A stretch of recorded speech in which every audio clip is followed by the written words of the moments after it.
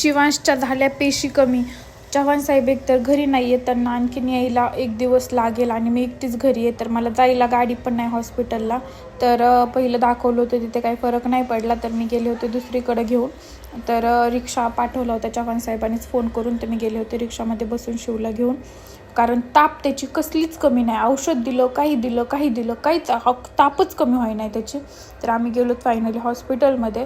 तर मग सरला दाखवलं, तर ते म्हटले की ब्लड टेस्ट करा, त्याच्यावरून आपल्याला समजेल. मग त्याच्यानंतर त्याचं ब्लड टेस्ट केलं, तर त्यांनी ना म्हणजे कसलाच रडला नाही. त्याचं ब्लड काढताना वगैरे खूप हळू नाही का टोचवलं होतं, तर कसलाच रडला नाही. मला वाटलं खूप रडन, आता मी कधीच त्याला एकट्याला घेऊन जात नाही, पण रडला नाही तो.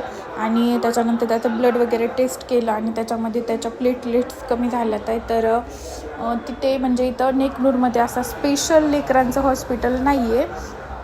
तर मग मी त्यांना फोन केला की म्हटलं काय करायचं, प्लेटलेट्स कमी झाल्यात आहे, ॲडमिट करावं लागेल म्हणतात इथं 2-3 दिवस. पण मग आम्ही इथं त्याला कधीच दाखवत नाहीत, म्हणजे नाही का ते असल्यानंतर आम्ही बीडलाच घेऊन जात असतो, पण आता ते नाहीत, त्याच्यामुळं मी इथं दाखवलं होतं.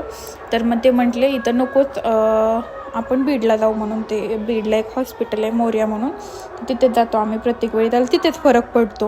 म्हणजे खूप वेळेस असं झालं की इथं दाखवायचं 2-3 वेळेस आणि इथं परत मग शेवटी बीडला जायचं. मग त्याच्यापेक्षा म्हणले पहिल्यांदाच बीडला जाऊ या. तिथून मग मी रिपोर्ट्स वगैरे घेतले आणि आले घरी आले. शिवांशला डाळ भात तिथल्या सरने सांगितलं होतं डाळ भात खाऊ घाला म्हणले, नंतर पपई खाऊ घाला, किवी खाऊ घाला. तर मी येतानाच पपई ते घेऊन आले होते आणि डाळ पप्पाला आणायला लावली. डाळ आणि दूध पप्पाने आणलं आणि त्याला खाऊ पिऊ घालून म्हणलं आता डबल बीडला जाता येईल ॲडमिट करण्यासाठी. तर बघू आता किती दिवसामध्ये राहते, किती दिवसामध्ये रिकवर होत आहेत त्या. तर खातोय तो पपई, त्याला खूप आवडती आहे, कारण पपईने थोडं व्यवस्थित होते.